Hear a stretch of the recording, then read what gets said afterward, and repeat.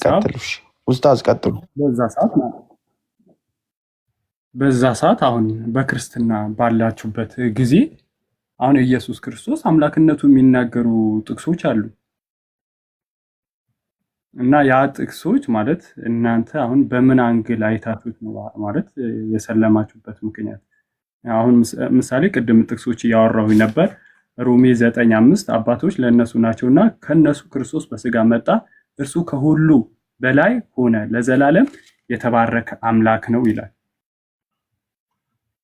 እና ይሄ የሚለው ኢየሱስ ክርስቶስ በስጋ እንደመጣ አምላክም እንደሆነ ነው የሚናገረው። እና ይሄ ማለት በምን አንግል አይታችሁት ነው? እና ጥያቄ ይቀጥላለሁ። ለጊዜው ይሄ ልረዳ።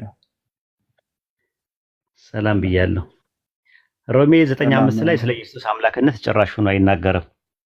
ጭራሹን ኢየሱስ ክርስቶስ አምላክ እንዳልሆነ ነው የምረዳው። ለምን በለኝ፣ አባቶች ለእነርሱ ናቸውና ይላል። የሚያወራው አውዱ ቁጥር 4 ላይ ስለ እስራኤል ነው የሚያወራው። አባቶች ለእነርሱ ማለት ለእስራኤል ናቸው። አባቶች የተባሉት ማን ናቸው? አብርሃም፣ ይስሐቅ፣ ያዕቆብ ናቸው ማለት ነው። ከእነርሱ ማለትም ከአባቶች ከአብርሃም፣ ከይስሐቅ፣ ከያዕቆብ ክርስቶስ በስጋ መጣ ይላል። አሁን የመጣው ምንድነው ነው ጥያቄው? ከነሱ ተፈለቀቆ የመጣው ነገር ምንድነው ነው ጥያቄው? ኦንቶሎጂካሊ ከሱን ጀምርና ከሁሉ በላይ የሚለውን ደግሞ በኋላ ላይ እንፈታዋለን። ሮሜ 9:5 ላይ አባቶች ለእነርሱ ናቸውና ከእነርሱ ከምትል መነሻ ቀጥያለ ክርስቶስ በስጋ መጣ አለ። ከየት ነው የመጣው? እውነት ፍለጋ ከስጋ እየሰማሁ ነው። ከስጋ ነው የመጣው፣ በስጋ ነው የመጣው። ግን ክርስቶስ የመጣው ከማን ነው የሚለው? እነርሱ የተባሉት እነማን ናቸው? ከሶስቱ አካል አንዱ አካል አይደለም፣ ከመንፈስ ቅዱስ። ልድገምልህ አንዴ። ሮሜ 9:5 ላይ አባቶች ለእነርሱ ናቸውና አለ። አብርሃም፣ ይስሐቅ፣ ያዕቆብ ለእስራኤላውያን ናቸው አለ። ከእነርሱም ማለትም ከአባቶች አብርሃም፣ ይስሐቅ፣ ያዕቆብ ከሚባሉት ክርስቶስ በስጋ መጣ አለ። ከእነርሱ መጣ አለ። ስለዚህ ከአብርሃም፣ ከይስሐቅ፣ ከያዕቆብ ቤተሰብ ውስጥ የመጣው ምንድን ነው? የመጣው ኦንቶሎጂካሊ ምንድን ነው የመጣው?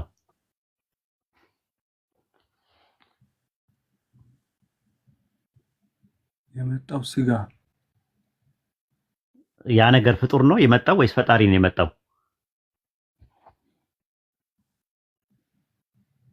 የመጣው ፍጡር። እስቲ አስረዳኝ። ቀጥል። ሮሜ 9:5 ላይ አባቶች ለእነርሱ ናቸውና ከእነርሱ ማለትም ከአብርሃም፣ ከይስሐቅ፣ ከያዕቆብ ክርስቶስ በስጋ መጣ ይላል። ክርስቶስ ማለት ትርጉሙ አኖይንትድ ዋን ማለት የተቀባ ማለት ነው። ስለዚህ ቀቢ ያለው የተቀባው ነው የመጣው። አንደኛ ነገር። ሁለተኛ ሐዋርያት ሥራ ምዕራፍ 13 ቁጥር 23 ላይ ከዚህ ሰው ዘር ማለትም ከዳዊት ዘር ከድንግል ማርያም አምላክ እንደ ተስፋ ቃሉ ለእስራኤል መድኃኒት ኢየሱስን አመጣል። አምጪው ማን ነው? አምላክ ማን ነው? አምላክ አለ። እንደ ተስፋ ቃሉ ኢየሱስን አመጣል። አምጪው አምላክ ከሆነ የመጣው ደግሞ ማን ነው ይላል? ማንን ያመጣው አምላክ? ኢየሱስ ክርስቶስ። ኢየሱስ ክርስቶስን። ስለዚህ ኢየሱስ ክርስቶስ መጪ እንጂ አምጪ አይደለም። አምጪ አምላክ አለ ማለት ነው። ያ አምላክ ስለዛ ነው እየተናገረ ያለው።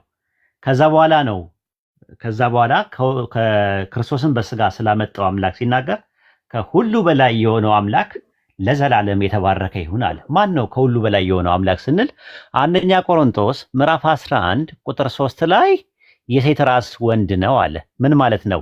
የበላይ ነው ማለት ነው። የወንድ ራስ ሴት ነው፣ የሴት ራስ ወንድ ነው አለ። የወንድ ራስ ማን ነው አለ? ክርስቶስ ነው አለ። የወንድ የበላይ ማን ነው? ክርስቶስ ነው። የክርስቶስ ራስ ደግሞ ማን ነው አለ? አምላክ ነው አለ። ስለዚህ ከሁሉ በላይ የሆነው አምላክ ለዘላለም የተባረከ ይሁን አለ። ለምን? ክርስቶስ ኢየሱስን ከዳዊት ዘር ከአብርሃም፣ ከይስሐቅ፣ ከያዕቆብ ቤተሰብ ውስጥ በስጋ ስላመጣ ማለት ነው። ከዛ አንጻር ነው ሮሜ 9:5 ላይ የተናገረ ያለው እንጂ ሌላ ነገር አይደለም ማለት ነው። ሆዴ፣ ሆኩሪዮስ፣ ሆቴዎስ፣ ፓንቶክራቶን የሚለው ነገር አለ። ለምሳሌ ሆሴ 12 ቁጥር 4 እና 6 ላይ ስትመለከተው ከመላእክቱ ጋር ታግሎ አሸነፈ፣ አልቅሶም ከኛ ጋር ለመነ አለ። ከኛ ጋር ተነጋገረ አለ። ያዕቆብ እርሱ አለ የሰራዊት ጌታ አምላክ ነው አለ። ማን ነው የሰራዊት ጌታ አምላክ? እውነትን ፍለጋ የሰራዊት ጌታ አምላክ እግዚአብሔር። ስለ ያዕቆብ ነው የሚያወራው። ልብ አድርግ። ሆሴ 12 ከ4 እስከ 6 ተመሳሳይ ግራመር ነው ከሮሜ 9:5 ጋር። ሆዴ፣ ሆኩሪዮስ፣ ሆቴዎስ፣ ፓንቶክራቶን ነው የሚለው። እርሱ የሰራዊት አምላክ ጌታ ነው ብሎ ነው ያስቀመጠው። ማን ነው? ስለማን? እርሱ የሚለው ማንን ነው ብለን ስንል እርሱ እየተባለ ያለው መጀመሪያ ከላይ ያለው አውድ ላይ ስለ አምላክ ነው የሚያወራው። ነገር ግን እየተናገረ ያለው ስለ ያዕቆብ እየነገረን እርሱ ስላለ እርሱ የሚለው ያዕቆብን ተክቶ የመጣ ሳይሆን ያዕቆብን ያስነሳውን ነው የሚያመለክተው በተመሳሳይ ማለት ነው። ሌሎችም ናምናዎቹን መስጠት ይቻላል። ራሱ ብዙ ናምናዎች አሉ። ኤርሚያስ ምዕራፍ 10 ቁጥር 16 ላይ የያዕቆብ እድል ፋንታው እንደዚህ አይደለም፣ እርሱ የሁሉ ፈጣሪ ነው አለ። እርሱ የሚለው ያዕቆብን ነው አይደለም፣ ያዕቆብን ያመጣው ነው እርሱ የተባለው። ልክ ሮሜ 9:5 ላይም እንደዛ ነው እንትን የሚለው ግሪከኛው እንደዛ ነው። ግሪክ ሰብጀንት ላይ ሆቲ ሆ ፕላሰስ ታ ፓቶን አፍቶን ነው የሚለው። ስለዚህ ከተመሳሳይ ነገር ነው ያለው ማለት ነው። ስለዚህ አሁን ምንድነው ጥያቄው ስንል ሆኦን ኤፒፓንቶን ቴዎስ ኤሌጌቶስ ኤስቱስ አዮናስ አሜን ይላል። ከሁሉ በላይ የሆነው አምላክ ለዘላለም የተባረከ ይሁን ይላል። ሜይ ጋድ ሁ ሩል ኦቨር ኦል ቢ ፕሬዝድ ፎርኤቨር አሜን ይላል። ከሁሉ በላይ የሆነው አምላክ ለዘላለም የተባረከ ይሁን አለ። ለምን? ክርስቶስ ኢየሱስን ከአብርሃም ከይስሐቅ ከያዕቆብ ቤተሰብ ውስጥ ስላመጣ። ስለዚህ ሮሜ 9:5 ላይ ያለው ጥቅስ ለኢየሱስ አምላክነት ማስረጃም መረጃም መሞገቻም መማጎቻ መሆን አይችልም ነው የምንለው እኛ ሙስሊሞች። እሺ አሁን ከሱ አይነት ተመሳሳይ ጥቅስ ልስጥህና ይሄ እዚህም ላይ አሁን ይሄም ጥቅስ ልድገምል። ቆላስያስ 2:9 ላይ በእርሱ የእግዚአብሔር ሙላት እንመጣለን። እውነትዬ እንመጣለን። አንተ እውነት ፈላጊ ነህ ታስታውቃለህ።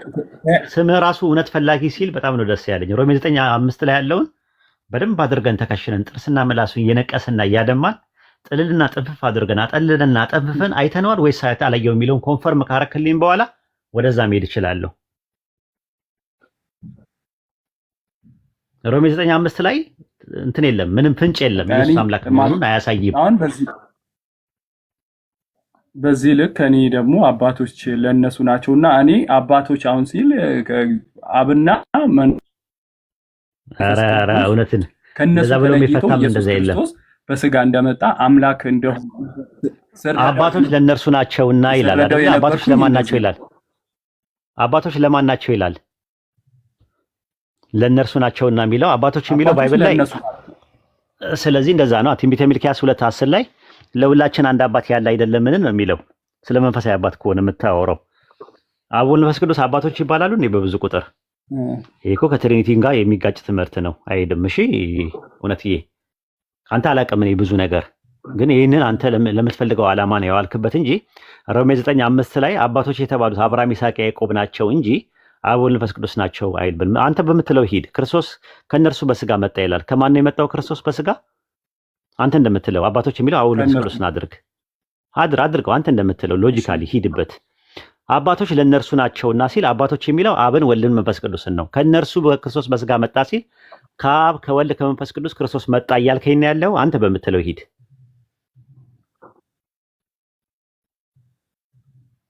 አዎ እንደዛ መጣ። ክርስቶስ ከወልድም ነው የመጣው። ከሁሉም በላይ ሆነ። አዎ ክርስቶስ ከወልድም ነው የመጣው። ከአብና ከመንፈስ ቅዱስ አይልማ፣ እንደዛ አይደለም የሚለው። ሶስቱንም ጠቀስክልኝ። አባቶች የተባሉት አብም ወልድ መንፈስ ቅዱስም ናቸው አልክ። እሱ ማለት ነው አንደኛ። ሁለተኛ ነገር ደግሞ መንፈስ ቅዱስ አባት የተባለበት ጥቅስ አለ በባይብል? አባት የተባለበት ጥቅስ ይኖር ይሆን? አባት የተባለበት ጥቅስ አለ ወይ? መንፈስ ቅዱስ እኮ መንፈስ ቅዱስ አባት የተባለበት ጥቅስ አለ ወይ? አላነበብኩኝም። እንደዛ የለም። አይ ሲያጥ ነው ጊዜ ሰጣጥ ነው። አይ ቲንክ አሁን አንተ እውነትን ፍለጋ የሚል ስም ስላለ ለአንተ አይነት ሰዎች የሚያስፈልጋቸው የሆነ እንደዚህ ፍጥጫ ምናምን ሳይሆን ረጋ ብሎ ጊዜ ሰጥቶ በአጽኖትና በአንክሮት ጊዜ ሰጥቶ እንዲያጠና ነው ሪኮሜንድ ማደርገው። ለምን? እውነትን ፍለጋ ብለህ የመጣ ሰው ስለሆንክ እውነት ስለሆነ የምትፈልገው ማለት ነው። ስለዚህ የመጀመሪያው ሮሜ 9:5 ላይ ምንም አይነት ፍንጭ የለም ነው ብዬ የምለው። አይ ካሉ ሰዎች በኃይለ ቃል ራሱ ላይ ግራማቲካል፣ ሊንጉስቲካል፣ ቴክስቹዋል እና ኮንቴክስቹዋል በሆነ አፕሮች አርጊው ማድረግ ይችላሉ። ኤኒ ሴክ ኦፍ አርጊመንት ተጠቅመው ይሄ ነገር ልክ አይደለም ማለት ይችላሉ ለማለት ፈልጌ ነው። እሺ ልቀጥል? ቀጥል፣ ችግር የለው። እሺ ቆላስያስ 2:9 ላይ በእርሱ የእግዚአብሔር ሙላት ሁሉ በሰውነቱ ተገልጦ ይኖራል። ከአሁኑ ጥቅስ የተያያዘ ጥቅስ ነው። በእርሱ የእግዚአብሔርነት ሙላት ሁሉ በሰውነቱ ተገልጦ ይኖራል። የእግዚአብሔር ሙላትነቱ ማለት የኖረው ኢየሱስ ክርስቶስ አይደል? አዎ እኮ ቆላሲስ 2:9 ላይ በእርሱ ይላል በክርስቶስ የመለኮት ሙላት ሁሉ በአካል ይኖራል ነው የሚለው። አካል ሶማቲኮስ ነው የሚለው ግሪከኛው። አካል የተባለችው ቤተክርስቲያን ናት። ቆላሲስ 1:18 ላይ እርሱም የአካሉ ማለትም የኤክሌሲያ ራስ ነው ይላል። የቤተክርስቲያን ራስ ነው ይላል። ስለዚህ በአካል ሶማ የሚለው የግሪከኛው ቃል አካል የሚለው እንግሊዝኛው ላይ ቦድሊ ነው ባድሊ ነው የሚለው። ስለዚህ በእርሱ የመለኮት ሙላት በአካል ተገልጦ ነው። በክርስቶስ በኩል ነው እግዚአብሔር ሙላቱን ያስቀመጠው ማለት ነው። ቆላሲስ ምዕራፍ 1 ቁጥር 19 ላይ ሙላቱ ሁሉ በእርሱ እንዲኖር ፈቅዷልና አለ። በክርስቶስ በኩል ነው እግዚአብሔር ሙላቱን የሚሰጠው። ለማን ነው የሚሰጠው ሲባል እዛው ላይ ቁጥር 10 ላይ ለአለቅነት፣ ለስልጣናት፣ ለጌትነት ራስ በሆነው በእርሱ ተሞልታችኋል አለ። ምንድነው የተሞላ ነው? የመለኮት ሙላት። መለኮት አይደለም የተሞላ ነው። ስለዚህ በአካል የሚኖረው በክርስቶስ ኢየሱስ አማካኝነት የመለኮት ሙላት ሰዎች ይቀበላሉ ማለት ነው። ግን የመለኮት ሙላት ማለትና መለኮት ማለት በይዘትም ሆነ በአይነት በመንስኤም ሆነ በውጤት ሁለት የተለያዩ ለየቅል የሆኑ ቃላቶች ናቸው። ስለዚህ የመለኮት ሙላት አንተ የምትሞላው ነገር ነው እንጂ ስለ አምላክነት የሚናገር ነገር አይደለም። ማን ነው የሚሞላው ሲባል አንተ ትሞላለህ። በማን አማካኝነት የምትሞላው? በክርስቶስ ኢየሱስ። እግዚአብሔር ሙላቱን በእርሱ በኩል ነው ያኖረው ነው ያለው ያስቀመጠው። ስለዚህ በክርስቶስ ኢየሱስ አማካኝነት ነው ሙላቱን የምታገኘው ማለት ነው። እዛው ላይ ስትመለከተው ኤፌሶን 3:19 ላይ እስከ አምላክ ፍጹም ሙላት ደርሳችሁ ትሞሉ ዘንድ ይላል። እነማን ናቸው የሚሞሉት? አማኞች። አካሉ ቤተክርስቲያን ናት የምትሞላው። በማማ አማካኝነት የምትሞላው? በእርሱ በክርስቶስ ኢየሱስ አማካኝነት እግዚአብሔር ወይም ፈጣሪ መለኮት ሙላቱን እንት ይላል ማለት ነው። ከዛ በእርሱ የመለኮት ሙላት በአካል ይኖራል አለ። ለአለቅነት፣ ለስልጣናት፣ ለጌትነት ራስ በሆነው በእርሱ በክርስቶስ ተሞልታችኋል አለ እዛው ላይ ቁጥር 10 ላይ።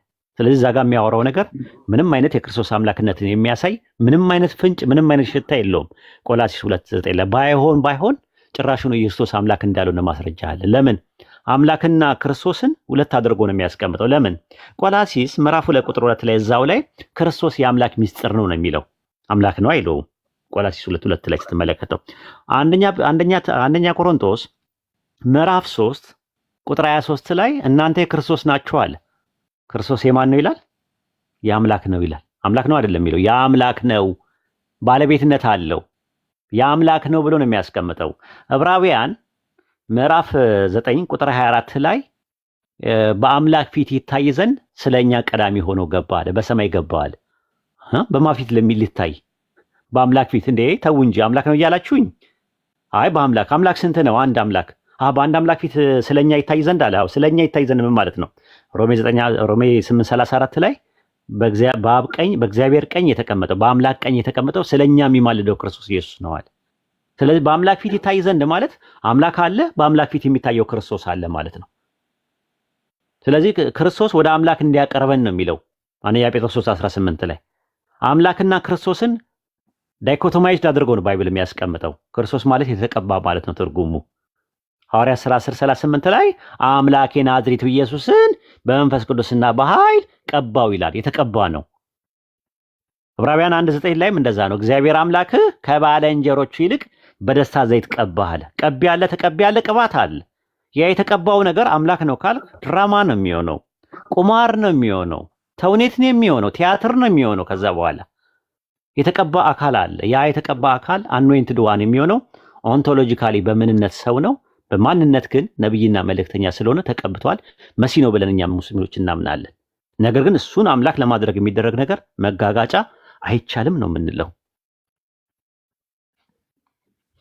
እሺ አሁን እንደ ምሳሌ ዮሐንስ 10:11 ላይ ነው እኔና አብ አንድ ነን የሚለው ጥቅስ። ቆላሲስ ምዕራፍ 2 ቁጥር 9 ላይ ጨረስን። እንትን አኩኩሉ እንዳይሆን አባሮሽ እንዳይሆንብኝ ጨርስ ኮንፈር አድርገኝ ተመልሶልኛል ይሄ ነገር ነው ምናምን ብለህ በጣም እየተረዳው ነው። ዮሐንስ 10:30 ላይ ዮሐንስ ወንጌል ምዕራፍ 10 ቁጥር 30 ላይ እኔና አብ አንድ ነን የሚለውን ብዙ ክርስቲያኖች ለኢየሱስ አምላክነት ይጠቅሳሉ። እኔና አብ አንድ ነን የሚለው ነገር የተለያየ እንትን ነው። እኔ አብ ነኝ አይደለም ያለው። ኤጎ ኤሚ ሆፓቴር ቢል ኖሮ እኔ አብ ነኝ ነው የሚለው። እሱ ግን ያለው እኔና አብ አንድ ነን። ኤጎ ካይ ሆፓቴር ሄን ኤስሜን ነው የሚለው። ነን የምትለው ለስንት ነገር ነው የምትጠቀመው? ለሁለት ነገር ነው። እኔ አለ አይደንቲቲ አለ። ኤጎ እኔ የሚለው ነገር አይደንቲቲ አለ እና አለ ካይ ኮፕላቲቭ ኮንጃክሽን ይጠቀማል። አብ አለ አንድ ነን። ነን ለብዙ ነገር ነው የምትጠቀመው። ነን ተብሎ አንድ የለም። ለምሳሌ ዘዳግም 6:4 ላይ፣ ማርቆስ ወንጌል 12:29 ላይ እስራኤሎች ስማ ጌታ አምላካችን አንድ ጌታ ነው ናቸው የሚባል ነገር የለም።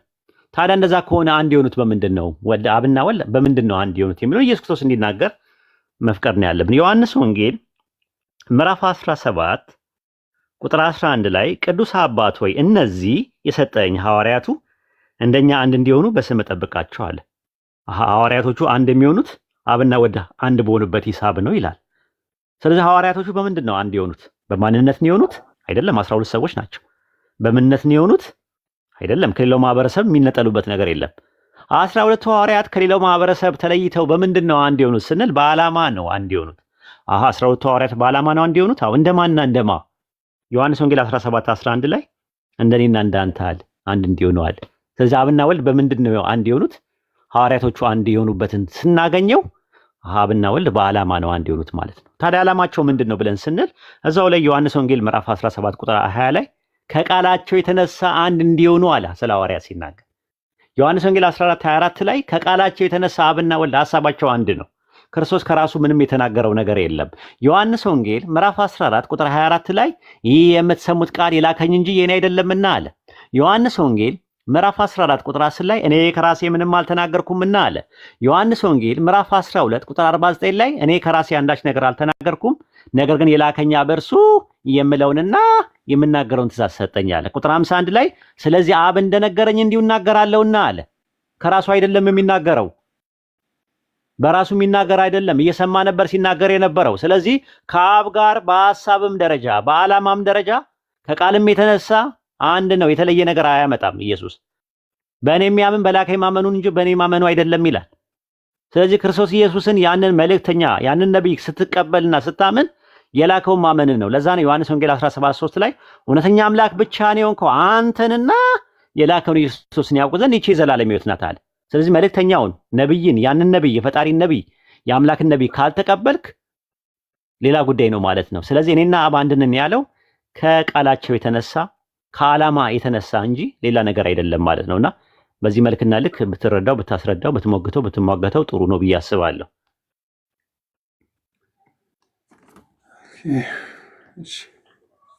እሺ ገብቶኛል። እና አንድ ልድገም ልጠይቅ ትችላለህ?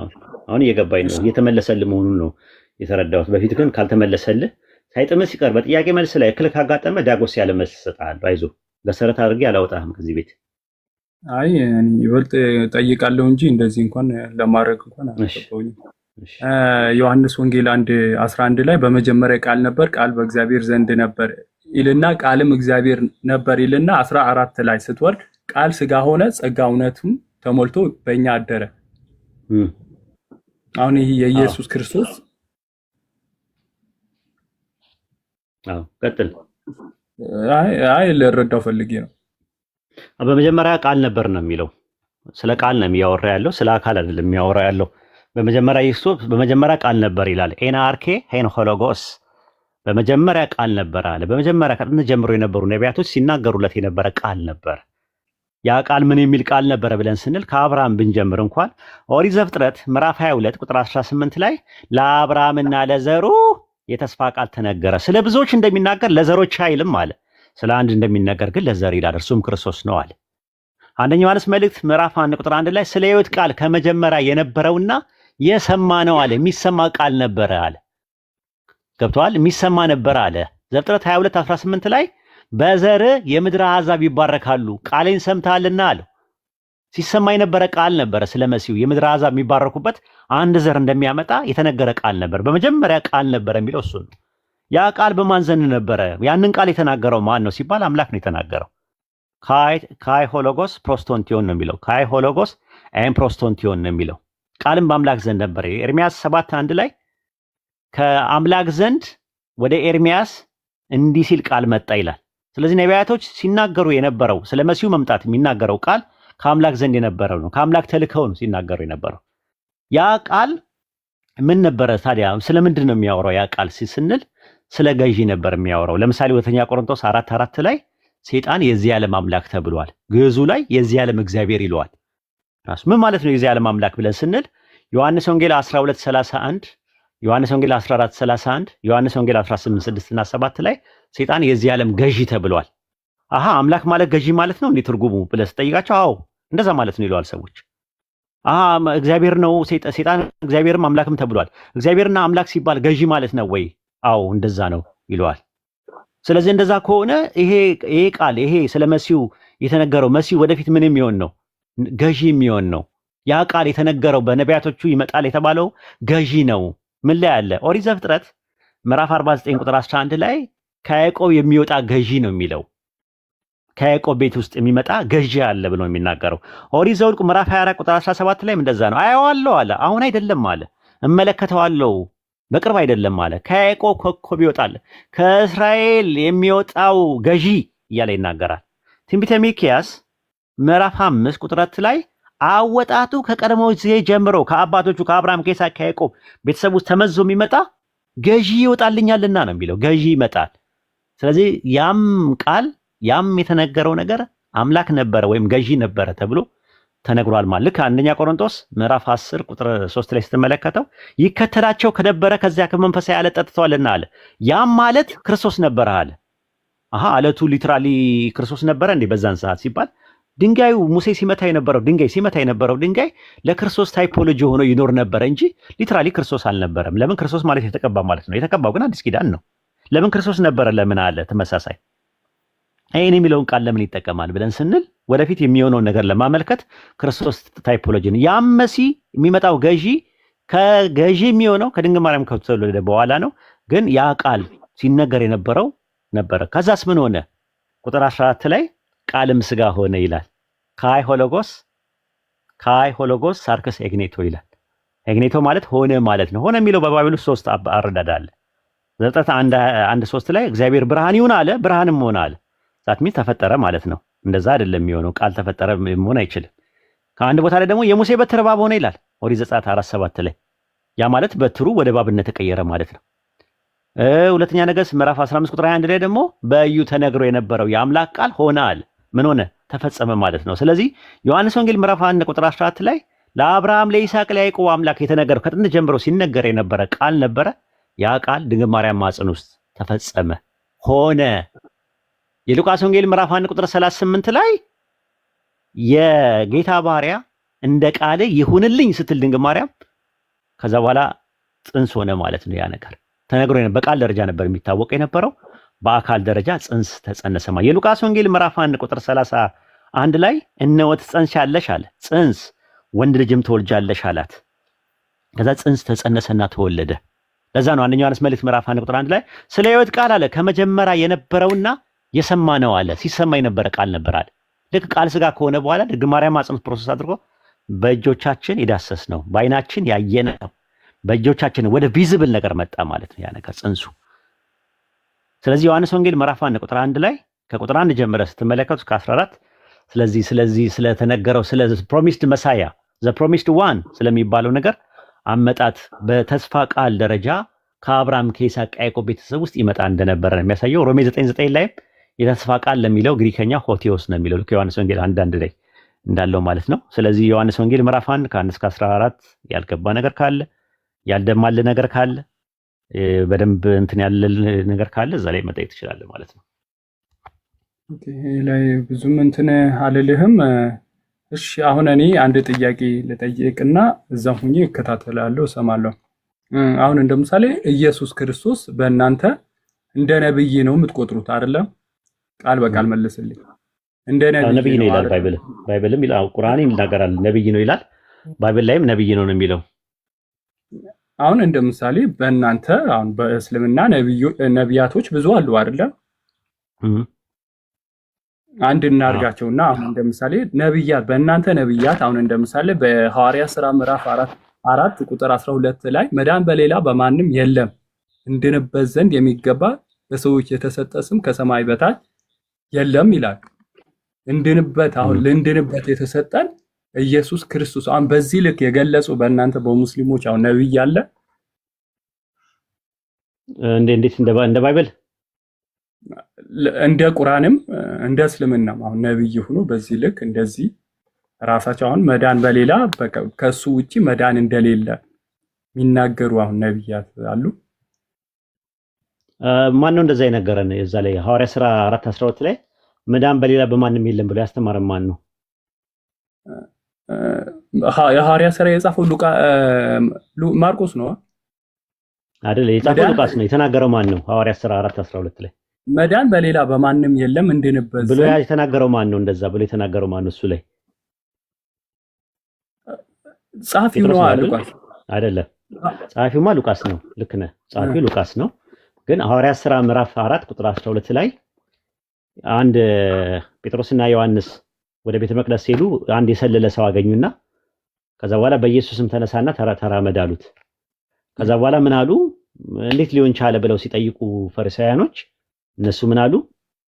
ይህ ስም ነው ያዳነው፣ ስለዚህ መዳን በሌላ በማንም የለም እንድንበት ዘንድ ከሰማይ በታች የተሰጠ ስም ሌላ ስም የለምና ብለው አሉ። መዳን በሌላ በማንም የለም ሲባል በማንም የሚለው ነገር አንጻራዊ ሆኖ ነው የመጣው። ለምን በማንም ካልክ ስለ ማንነት ከሆነ የምታወራው ከክርስቶስ ሌላ ማንነት ማን አለ? ማና ማን አለ? ማና ማን አለ? አብና መንፈስ ቅዱስ። አብና መንፈስ ቅዱስ አያድኑም ወደሚለው ትምህርት ይመጣል። ስለዚህ አሁን በማንም ሲልህ እያወራ ያለው ስለ አንጻራዊ ነገር ነው እያወራ ያለው። በዚህ በመጣው ነብይ፣ በዚህ በተከበረው ባሪያው ይላል እኮ በባሪያው እያለ እየነገረ ባሪያ መሆኑን እየነገረ ጌታ እንዳለው እየነገረ ከዛ በኋላ ሌላ ነገር ነው። ወደ ሌላ ካታጎራይዝ ለማድረግ የምትችለው ነገር አይደለም። ስለዚህ በማንም ሲል እዛ ጋር የመጣው በማንነት ይለያል። በማንነት የሚለይ ነው። ከሰው በማንነት ይለያል። ምክንያቱም ኢየሱስ በማንነት ከኔ ጋር እኩል አይደለም። በምንነት ነው አንድ አይነት ነኝ ነገር። ምክንያቱም እሱም ሰው ነው እኔም ሰው ነኝ። በምንነት ከሆነ ማለት ነው። በማንነት ግን ከኛ ይለያል። እሱ ነብይ ነው፣ መሲህ ነው። እሱ ደግሞ መልእክተኛ ነው። እኔ መልእክተኛም ነብይም መሲህም አይደለሁም። ስለዚህ በማንም የለም ብሎ ሲናገር እንደዛ ነው። ሁለተኛ ነገር ደግሞ ምንድነው? ኢየሱስን መድኃኒት ያደረገው ማን ነው? ሐዋርያ ሥራ ምዕራፍ 5 ቁጥር 31 ላይ አምላክ ኢየሱስን ምን አደረገው ይላል? መድኃኒት አደረገው። ከራሱ ያገኘው ነገር የለም። ከራሱ ያገኘው ነገር አለ። በጸጋና በስጦታ ያገኘው ነገር ነው አንደኛ ነገር። ሁለተኛ ነገር ደግሞ ምንድነው? ዕብራውያን ምዕራፍ 5 ቁጥር 7 ላይ እርሱ ከሞት ሊያድነው ወደሚችል ከብርቱ ጩኸትና እንባ ጋር ጸሎትና ምልጃን አቀረበዋል። ወደ ማን ነው ያቀረበው? ጸሎትና ምልጃን ከሞት ሊያድነው ወደሚችል ማን ነው? ኢየሱስን ከሞት ሊያድነው የሚችለው ዮሐንስ ወንጌል ምዕራፍ 12 ቁጥር 27 ላይ ምን አለ? አባት ሆይ ከዚህ ሰዓት አድነኝ አለ። ማን ነው የሚያድነው? ፈጣሪን። ኧረ ማን ነው ከቶ? ማን ነው የሚያድነው ፈጣሪን? አምላክ ለምንድን ነው እርዳታ የሚፈልገው ከሌላ አካል? የናዝሬቱ ኢየሱስ እርዳታ ፈልጎ ከሌላ አካል አድነኝ ብሎ የጠራው አምላክ አለው። ከሞት ሊያድነው ወደሚችል ከብርቱ ጩኸትና እንባ ጋር ጸሎትና ምልጃን አቀረበ ይላል። የናዝሬቱ ኢየሱስ። ስለዚህ የናዝሬቱ ኢየሱስ ከራሱ ያገኘው ነገር አይደለም። ማዳን ራሱ ከምን ያገኘው ነገር ነው? ማቴዎስ ወንጌል ምዕራፍ 28 ቁጥር 18 ላይ ስልጣን ሁሉ በሰማይና በምድር ለኔ ተሰጠኛል። የሉቃስ ወንጌል ምዕራፍ 10 ቁጥር 22 ላይ ሁሉ ከአባቴ ተሰጥቶኛልና። የዮሐንስ ወንጌል ምዕራፍ 5 ቁጥር 30 ላይ እኔ ከራሴ አንዳች ላደርግ አይቻለኝም፣ እንደሰማው ፈርዳለሁ፣ ፍርዴም ቅን ነው፣ የላከኝን ፈቃድ እንጂ ፈቃዴን ፈጽሞ አልሻም አለ። ከራሱ ያገኘው ምንም ነገር የለውም። ኃይል የለው፣ ስልጣን የለው።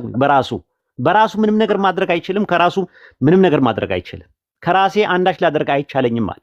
እያየው ነው አለ። እንደውም ጭራሹን ዮሐንስ ወንጌል ምዕራፍ 5 ቁጥር 19 ላይ እንደዛ ነው። አብ ሲያደርግ የሚያውን እንጂ ወልድ ከራሱ ምንም ነገር ማድረግ አይችልም አለ።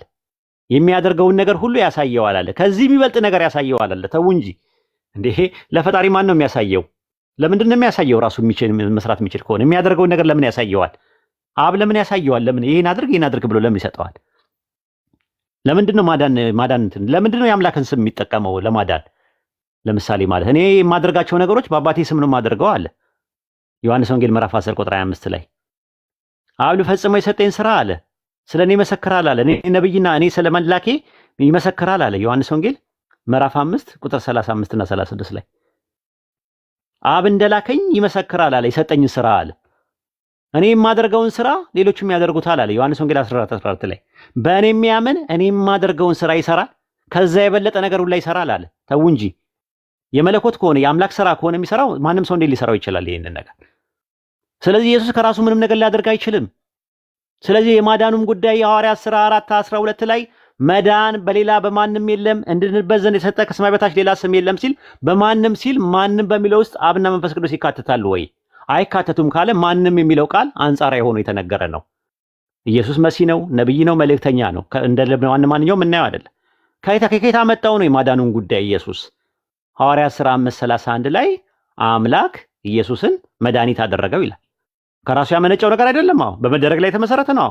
እንደ ኢየሱስ ራሱ እኮ አድነኝ ብሎ የሚጮውበት ሌላ አምላክ አለ፣ አንድ አምላክ አለ። ዕብራውያን 5:7 ላይ እርሱ በስጋ ወራት ከሞት ሊያድነው ወደሚችል ከብርቱ ጩኸትና እንባ ጋር ጸሎትና ምልጃን አቀረበ ይላል። ዮሐንስ ወንጌል ምዕራፍ 12 ቁጥር 27 ላይ ከዚህ ሰዓት አድነኝ እያለ ሲጸልይ ነበር። ቢቻል ይህች ጽዋ ትለፍ፣ በቃ አልፈልግም ነገር እያለ ሲል ነበር። ስለዚህ እሱ የሚያድነው አምላክ አለው ነው። አዳኝ ያለው እሱ አምላክ አለው። ያ አዳኝ የሚባለው በራሱ የሆነ እንጂ ከሌላ ያገኘው ነገር አይደለም። ለዛ ነው ሐዋርያት ሥራ ምዕራፍ 7 ቁጥር 7 ላይ በዚህ ወራት ለእስራኤል መንግስትን ትመልሳለህ ሲሉት አብ በገዛ ስልጣኑ ያደረገውን ወራትና ዘመናት ታውቁ ዘንድ አልሰጣችሁም። ለአብ ማንም ስልጣን አይሰጠውም። በገዛ ስልጣኑ ነው የሚለው። በገዛ ስልጣኑ አለ። ኢየሱስ ያለው ስልጣን ከየት ያገኘው ነው? ማቴዎስ 28:19 ማቴዎስ ወንጌል ምዕራፍ 28 ቁጥር 18 ላይ ስልጣን ተሰጠኝ ነው የሚለው። ስልጣን ሁሉ የትኛውም ስልጣን ኢየሱስ ያደርጋቸው የነበረው በስጦታ ያገኛቸው በጸጋ ያገኘው ነገር እንጂ ከራሱ ምንም ነገር ማድረግ አይችልም። አንድ ሰው መጥቶ ኢየሱስ ያደርጋቸው የነበረው ነገሮች በአምላክነቱ ነው ብሎ የሚናገር አንድ ሰው የለም። የጌታ ኃይል እየሆነለት ነው፣ ስለተቀባ ነው። ተቀብቶ ያገኘው ነገር ነው ራሱ። ሐዋርያት ሥራ ምዕራፍ 10 ቁጥር 38 ላይ አምላኬ ናዝሬቱ ኢየሱስን በመንፈስ ቅዱስና በኃይል ቀባዋል፣ እሱ መልካም እያደረገ ለዳቢሎስ የተገዙትን ነፃ እያወጣ ዞረ ካለ በኋላ አምላክ ከእርሱ ጋር ነበረ ነው የሚለው። አምላክ ነበረ ይላል? ኖ እንደዛ አይደለም የሚለው። አምላክ ከእሱ ጋር ነበረ አለ። ከማጋ ከዛ ከመሲሁ ጋር አብሮ ነበረ ይላል። ሐዋርያት ሥራ ምዕራፍ 2 ቁጥር 22 ላይ እናንተ የእስራኤል ሰዎች ሆይ አለ የናዝሬቱ ኢየሱስ በድንቅና በታምራት ከአምላክ ዘንድ ለእናንተ የተገለጠ ሰው ነበር። አምላክ በሱ በኩል ባደረገው ድንቅና ታምራት ከአምላክ ዘንድ ለእናንተ የተገለጠ ሰው ነበር አለ። ኦንቶሎጂካሊ ሰው ነው። ሜታፊዚካሊ ግን ከኔና ከአንተ የሚለየው ነብይ ነው፣ መልእክተኛ ነው፣ መሲህ ነው። ስለዚህ ከዚህ ደረጃ ከተሰጠው ደረጃ ወደ ላይ ከፍ እናደርገውም ዝቅ እናደርገውም። እንደ አይሁዶች ወደ ታች ጠንቋይ ነው፣ ድግምተኛ ነው፣ ሐሰተኛ ነብይ ነው፣ ሐሰተኛ መሲህ ነው አንለው። ራሱ ማለት ነው። እንወደዋለን፣ እናከብረዋለን ኢሳን። በተረፈ ደግሞ እንደናንተ ደግሞ እሱ ሲያደርጋቸው የነበሩትን ለነብይነቱ የሰጡ ነገሮችን ወደ አምላክነት አሸጋግራችሁ የአምላክ ሁለተኛ አባል ነው፣ የአምላክ መለኮታዊ የባህሪ ልጅ ነው፣ አምላክ ነው ምናምን የሚሉ ትምህርቶች እኛ አንቀበልም ማለት ነው። ይሄን ይመስላል። አበዛው፣ ይቅርታ እንግዲህ እውነት ኡስታዝ በጣም አመሰግናለሁ እና እግዚአብሔር ይጨምርልህ ነው እውቀት በጣም ደስ ይላል። እኔም እማራለሁ፣ ጠይቃለሁ እና ለእኔም አሁን እነዚህ ነገራቶች ለእኔ በጣም አዲስ ነገር ናቸው። በቁም ነገር ማለት በቃ ዝም ብሎ ጥላቻ ነው። አሁን ገብቶሃል? ጥላቻ ነው የነበረብኝ እና በዚህ ልክ እንደዚህ ከሆነ ቢያንስ እማራለሁ፣ ለማወቅ እጥራለሁ። አመሰግናለሁ። እንግዲህ ፎሎ አድርገኝና ሌላ ቀንም ተከታተላለሁ። ጥያቄዎችን በደንብ ሊስት አውት አድርጋቸው ጻፋቸውና ኢንሻአላህ ሌላ ቀን ደግሞ ስትመጣ እንደዚሁ እንማማራለን።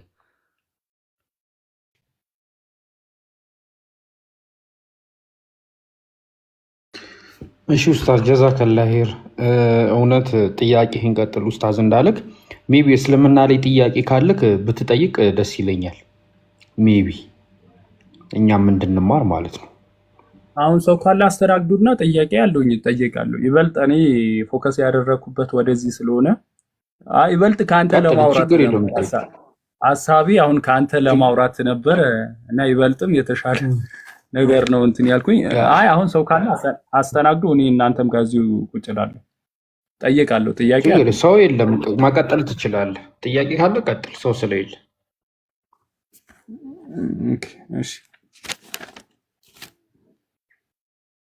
እንዳይበዛበት እንትን ዳጀስት እንዲያደርገው ኦቨርዶስ እንዳይሆን ትንሽ እንትን ቢለው ያሰላስለው ጊዜ ቢሰጥበት። እሺ ሆሴ ገብታል።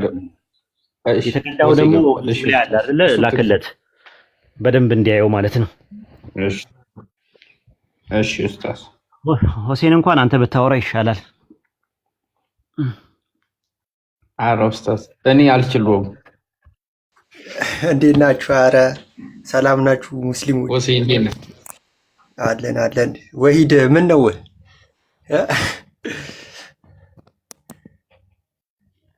ጨመቃ ትንሽ ያስቸግራል እና ባለፈው አንድ አራቴ ምናምን ጨመከኝና እኔ አቅሜን አውቃለሁ ራሱ እና እንዳጨምኩኝ ችግር የለውም። ጥያቄ አንድ ነበረችኝ በእስልምና ነው ለመዳረቅ ምናምን ሳይሆን አንድ ጥያቄ አለች። እሷን ከመለሳችሁልኝ በቃ ሉጣ ማለት አንድ ጥያቄ ነው። እሺ ልጠይቃችሁ።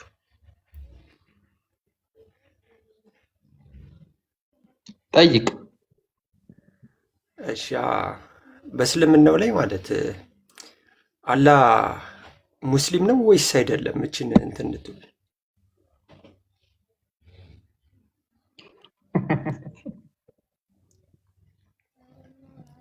ሙስሊም ምን ማለት ነው ትርጉሙ?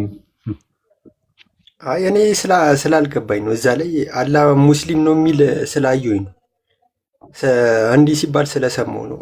እውነት ነው ወይስ ውሸት ነው ለሚለው ነገር ችግር የለውም ሆሴ። ግን አንዳንዴ ያው ስንጠይቅ የምንጠይቀውን ጥያቄ ብናውቀው ጥሩ ነው ብዬ ነው የማስበው። ራሱ ሙስሊም ማለት ታዛዥ ማለት ነው። ታዛዥነታችን ደግሞ ለአላህ ነው። ሱረቱ በቀራ ምዕራፍ 2 ቁጥር 136 ላይ እንደዛ ነው። እኛ ለእርሱ ሙስሊሞች ነን ይላል። ለእርሱ ለአላህ። ስለዚህ ሰሚት የምናደርገው የምንገዛው የምናመልከው አላህን ነው።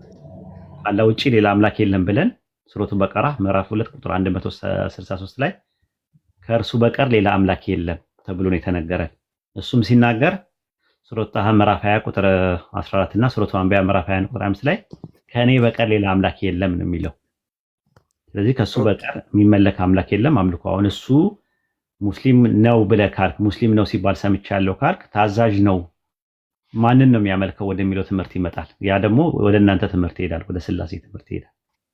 እንዴት ነገር የለም። ምናልባት ጥያቄ የፈጠረብህ የቁርአን አንቀጽ ወይም ተጣሞ ሰዎች የነገሩ ጥቅስ ካለ አምጣውና እዚህ ላይ ማለት አሁን ሙስሊም ነው ተብሎ አላህ ተነግሯልና 34 ጥቅሱ አልተባለም ተብሏል። አልተባለም። የሙስሊሞች መጀመሪያ ነኝ የሚለው በል የሚል ቁል የሚል አለ። እሱ ላይም ከሆነ ሱረቱ አና ምዕራፍ 6 ላይ እሱን ከሆነ የምታመጣው እንደዛ ከሆነ አማርኛ እጥረት ነው የሚኖረው ብዬ አስባለሁ። አልፋለሁ፣ ችግር የለውም። እሱ ላይ ነው ያለው። የሙስሊሞች መጀመሪያ ነኝ የሚለው ነው የፈለከው? ኧረ አይደለም። እኔ አላህ ሙስሊም ነው የመጀመሪያ ሳይሆን አላህ ሃይማኖቱ ሙስሊም ነው የሚል እንደዛ አለ። እስቲ አምጣ። ጥቅሱን የለም። እንደዚህ ውሸት ነው ወይስ በዚህ እንለፍ? ምናልባት እኔ ሳስበው ማለት ነው ዝም ብዬ ሳስበው የሚመስለኝ ልንገርህ፣ ሎጂካሊ እንዲሁ ሳስበው ምንድነው እንትን ላይ ሱረቱ አሊ ኢምራን ምዕራፍ 3 ቁጥር 19 ላይ አላህ ዘንድ ያለው ሃይማኖት ኢስላም ነው ይላልና ኢስላም ደግሞ የአላህ ሃይማኖት ነው ተብሎ ስለሚባል ከዛ አንፃር አላህ ሃይማኖት አለው ወደሚለው አስጠግተው ከሆነ በጣም እንትን ነው፣ ትንሽ እንትን ያለ ነው፣ የወረደ ነው የሚሆነው። የምር ለመናገር ማለት ነው እንደዛ ከሆነ የምታስበው ማለት ነው የአላህ ሃይማኖት የሚለው ነገር ከአላህ ዘንድ የሚመጣበትን ነገር ነው የሚለው አገናዛቢ ዘርፍ ወይም ደግሞ ኢዳፋ የሚባለው ነገር ወይም ደግሞ አገናዛቢ ዘርፍ የሚባለው ነገር የሚመጣው ለልቅና ይመጣል። የሚለው ነገር ባለቤትነት፣ ለምሳሌ በሰማይና በምድር ያለው ሁሉ ያላህ ነው ይላል። ዛት ሚንስ ያላህ ነው። ለምሳሌ ሴት ያላህ ናት፣ ወንድ ያላህ ነው። ሴት ያላህ ናት ሲባል ያላህ ምንድን ናት? ፍጡር ናት፣ ባሪያ ናት ራሱ ማለት ነው። ስለዚህ ኢስላም ያላህ ምንድን ነው ከተባል ያላህ ዲን ነው፣ ከአላህ ዘንድ የሚመጣ ነገር ነው ለማለት ተፈልጎ ነው። ምናልባት እንደዚህ አይነት ጥያቄ ማለት ነው። ግን ጥቅሱን ብታመጣው ደግሞ ሞር ደግሞ እንትን ይብራራል ማለት ነው። ተጣሞ የሰማው ነገር ካለ እንትን ነው። ሐሳቡን ዝም ብለህ ከነገርከኝ እኔ ጥቅስ ማውጣት እችላለሁ። ሐሳቡን ንገረኝ። አሁን እየተናገርክ ያለው ፈጣሪ እንደሆነ ነው እናንተ የምታምኑት፣ አምላክ እንደሆነ ነው የምታምኑት። ግን እዛ ላይ ደግሞ መልሶ ደግሞ ሃይማኖት አለው ተብሎ ደግሞ እንደገና 35 ላይ ይመስለኛል አላህ አመስጋኝ ነው ይላል። ይሄ ማለት ሙስሊም ሆኖ አመስጋኝ ምን ላይ 34 35 አመስጋኝ ነው የሚለው እኮ ባሮቹን ነው የሚያመሰግነው። አላህ ባሮቹን ያመሰግናል። አመስጋኝ ነው የሚለው ለባሮቹ። ሐሳቤን አንዴ ልጨርሰውና እሺ ቀጥል፣ ችግር የለውም። እና እዛኛው ጥቅስ ላይ አላህ አመስጋኝ ነው ሲል ሃይማኖት ስላለው እንደ እንትን ነው የሚቆጠረው ተብሎ እንደ ምዕመኖች አላህ ሙስሊሞች እንደሚያመሰግኑት እሱም እያመሰገነ ነው ፈጣሪውን ፈጠረን ስለሚል እንደሱ ከሱ ጋር የተገናኘ ነው የሚለው። እንደዛ አይደለም። እሱ ባሮቹን የሚያመሰግን ነው። እርሱ መሐሪውም ነው አመስጋኝም ነው የሚለው ብዙ ቦታ ላይ አለ እንደዛ። መሐሪ ነው ካለ መሐሪነቱ ለፍጡር ነው፣ ፍጡሩን ነው የሚምረው። ልክ አመስጋኝም ነው ሲባል የሚጠጋው ወደ ፍጡር ነው የሚጠጋው። እና ጥሩ ጥያቄ ነው የጠየቀው ራሱ ማለት ነው። አመስጋኝ ነው አላህ ማለት ነው፣ ባሮቹን አመስጋኝ ነው። ያንን ነው የሚያሳየው እንጂ አላህ አመስጋኝ ነው ሲባል ሌላ እንትን አይደለም። ራሱ ሮሜ ላይም ስትመለከተው እንደዛ ነው። አምላክ ምስጋና ይቀበላሉ ይላል። የቂያማ ቀን መልካም የሰሩ ሰዎች ከአምላክ ዘንድ ምስጋና ይቀበላሉ ይላል። ስለዚህ ያመሰግናል ማለት አመስጋኝ ነው ማለት ባሮቹን አላህ ያመሰግናል። ያ ማለት ጀስት እንትን በተባለበት አይደል፣ ያከብራልን ብለህ ልትለው ትችላለህ። ምንዳቸውን ይወፍቃቸዋልም ልትለው ትችላለህ እንጂ በዚህ ደረጃ አላህ ያመሰግናል ሲባል ሌላ አካል አይደለም። አላህ መሐሪ ነው ብሎ ነው አመስጋኝ ነው የሚለው ቁርአኑ አሁን የጠቀስከው ጥቅስ ላይ እና አብሽር ችግር የለውም። ጥያቄ እንደ ጥያቄነቱ እንትን እንለዋለን። እሺ አብሽር። እንደ ዳገት የሚያዳግት እንደ ቁልቁለት የሚያሽቆለቆል የሚባል ነገር የለውም።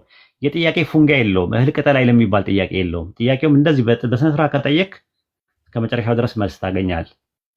ግን ያው እርግጫ ምናምን ሲኖረው ደግሞ እንትን ነው አንደኛ። ሁለተኛ እርግጫ ሲኖር ደግሞ አትችልም። ራሱ ቁልፍ ስትሰጠኝ ለኔ መኪና ንዳ ብዬ ምንጭቅ አድርገህ ብትሰጠኝ ረጋ ብለህ ብትሰጥም ከቋንቋ አንጻር ሁለቱም መስጠት ነው የሚባለው። ነገር ግን ምንጭቅ አድርገህ ብሰጥህ ከፍትፍቱ ፊቱ ይባላል። ደስ ብሎ አይደለም የምትቀበለው። ቢቀርብኝስ ምናምን ትላለህ። ፊት እየነሳ እንደዛ እያንጓጠጠ እያሳቀቀ እያሳጣ እያሸማቀቀ መሆን የለበትም። ልክ ጥያቄም ስጠይቁ ልክ አሁን እውነት ፈላጊ እንደሚጠይቀው አይነት ጥያቄ ከጠየቃችሁ መልስ ከጥግ ድረስ አለ። ባናቀው እንኳን አናቅም ነው የምንለው። የመጨረሻ ሊሆን የሚችለው እሱ ነው። መቼም ሰው ሁሉን ነገር አያውቅም። ማናቃቸው ብዙ ነገሮች አሉ እና ከዛ አንጻር ነው ጥያቄ ተመለሰልህ። ግን በእናንተ አረዳድ ነው እንጂ የተመለሰልኝ፣ በእኛ አረዳድ አልተመለሰልኝም። ግን እዚህ ላይም አሁን በምኑ አሁን በምኑ ስትል አሁን በአንተ ሀሳብ ነው እየነገርክኝ የነበረው። ቁርአኑም እንደዛ ነው የሚለው። መሐሪና አዛኝ ነው ብሎ ነው የሚያስቀምጠው። ገብቶሃል? እኛ ደግሞ ክርስቲያኖች ደግሞ የተረዳንበት በሌላ መንገድ ነው። ለዛ ነው አዎ እንደዛ ነው የሚለው። መላእክቶቹ ሲናገሩ ሱረት ፋጢር ምዕራፍ 35 ቁጥር 34 ላይ ምስጋና ከኛ በና አዝላ አስወገደልን አላህ ይገባው። መላእክቶች ወይ ደግሞ እንትኖችም ሊሆን ይችላሉ። ጌታችን በጣም መሐሪና አመስጋኝ ነው ይላሉ። እና አሁን ጥያቄ የሚነሳው መሐሪ ሲል ማንን ነው የሚምረው ብለህ ጥያቄ ስትጠይቅ ፍጡራንን ነው የሚምረው ካልክ፣ አመስጋኝ ነው ሲልም እዛ ጋር የሚያመሰግነው ባሮቹን ነው የሚያመሰግነው ማለት ነው። አመስጋኝ ነው። ውለታ የሚረሳ አይደለም። አላህ ዝም ብሎ እንትን የሚል አይደለም ማለት ነው።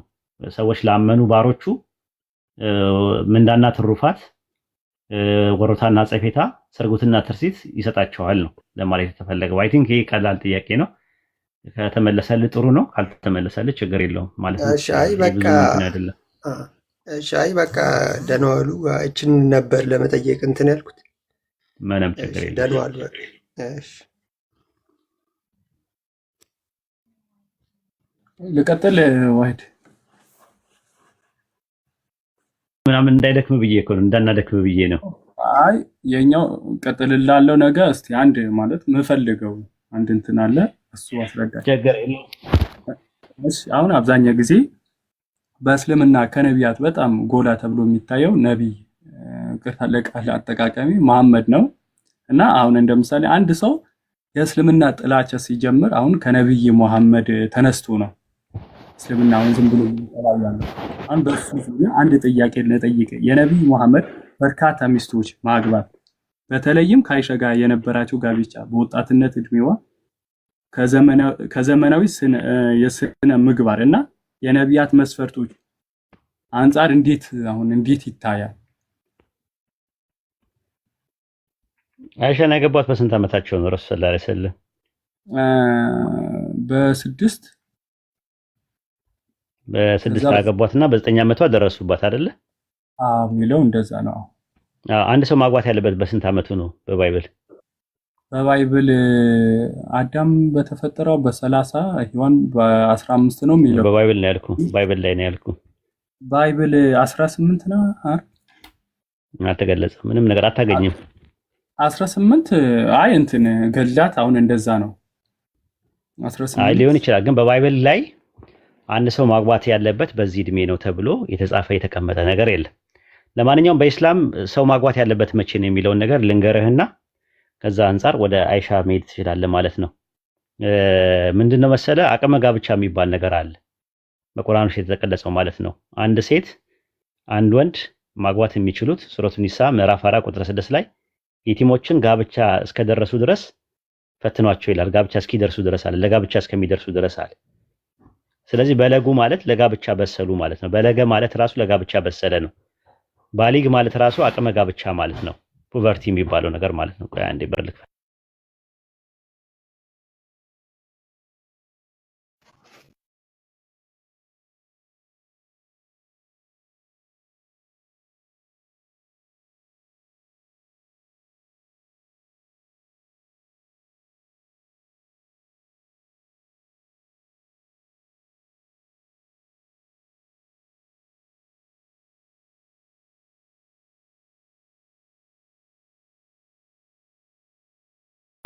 የሚባለው ነገር ለአቅመ ሐዋና ለአቅመ አደም አንድ ሰው ደረሰ የሚባለው በተለይ ሴት ልጅ ስትሆን ደግሞ ቫጂናል ሉብሪኬሽን የሚባል ነገር አለ። አይተህ ከሆነ ተጻቦ ይባላል በአማርኛ። ሴት ልጅ ለአቅመ ሐዋ ስትደርስ ሰውነቷ ለተራክቦ ሲደርስ የሆነ ፈሳሽ አለ፣ የምታመነጨው ፈሳሽ። ያ ነገር ሲመጣ አካላዊ ምልክቶች አሉ የሚያሳይ።